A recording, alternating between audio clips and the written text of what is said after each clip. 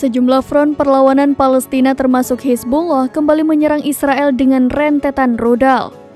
Seiring dengan serangan tersebut, ledakan dahsyat terjadi di sejumlah posisi pasukan Israel.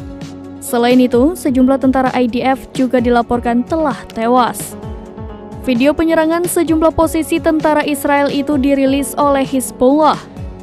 Rekaman tersebut kemudian beredar di media sosial Telegram pada Senin 13 November 2023. Dalam rekaman itu tampak pasukan Hizbullah menyerang tentara Israel di sepanjang perbatasan Lebanon. Bahkan tak terhitung berapa rudal yang telah diluncurkan ke arah tentara Israel tersebut. Namun dapat dilihat dari rekaman, ledakan dahsyat terjadi berkali-kali disertai dengan kepulan asap tebal membumbung tinggi. Selain rudal, serangan roket juga menghujani posisi pasukan Israel.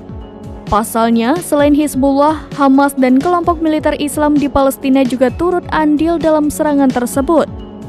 Terkait serangan mematikan tersebut, pihak IDF belum memberikan tanggapan resminya.